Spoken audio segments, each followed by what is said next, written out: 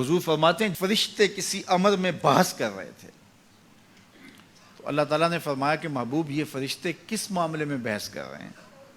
تو میں نے کہا لا ادری، مجھے اس کا ادراک نہیں کہ وہ کیا کہہ رہے ہیں۔ تو پھر اللہ نے اپنا دست قدرت میرے دو کندھوں کے درمیان رکھا۔ پھر کیا ہوا اس سے؟ اللہ کا دست قدرت کہہ رہے ہیں، باقی کوئی لفظ ہی نہیں ہمارے پاس۔ اس نے دست قدرت والا ہاتھ میرے دو کندھوں کے درمیان رکھا۔ یہ کون کہہ رہے ہیں؟ میرے حضور کہہ رہے ہیں۔ میرے رب نے دست قدرت میرے دو کندھوں کے درمیان رکھا۔ پھر ہوا کیا؟ سن لو اگلے لفظ۔ دست قدرت یہاں آیا، ٹھنڈ سینے میں پڑ گئی۔ فَعَلِمْتُ مَا فِي السَّمَاوَاتِ وَالْأَرْضِ، زمین اور آسمان میں جو کچھ تھا اللہ نے سب کا علم مجھے عطا کر۔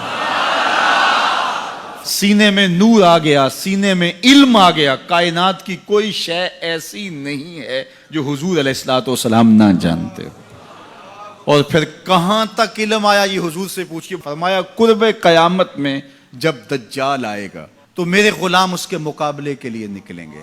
دجال کب آئے گا اللہ جانتا ہے۔ 1400 سال اس بات کو بتائے ہوئے ہو گئے۔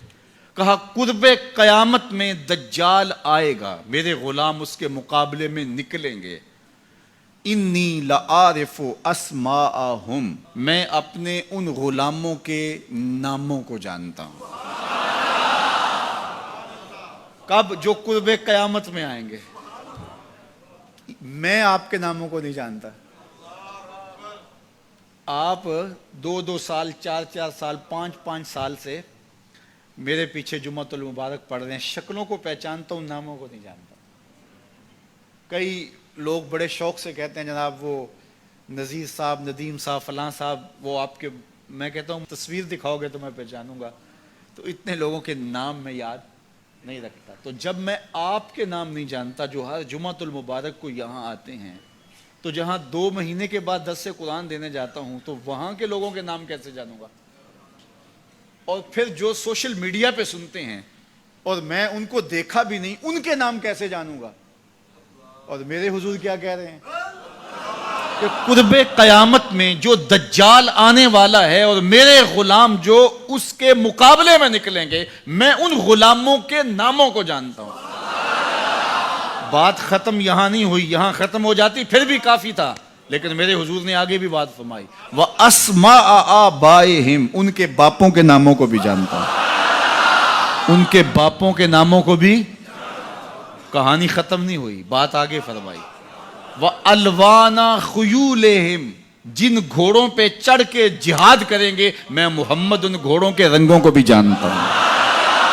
کون سا غلام، کس کا بیٹا، کس قبیلے کا فرد کس رنگ کے گھوڑے پہ بیٹھ کے جہاد کرے گا، کہا میں سب جانتا ہوں۔ یہ کیوں جانتے ہیں؟ دست قدرت حضور کے کندھوں پہ آیا۔ وہ کہتا ہے الرحمن علم القرآن، یہ تلمیذ رحمان ہے، میں نے پڑھایا ہے۔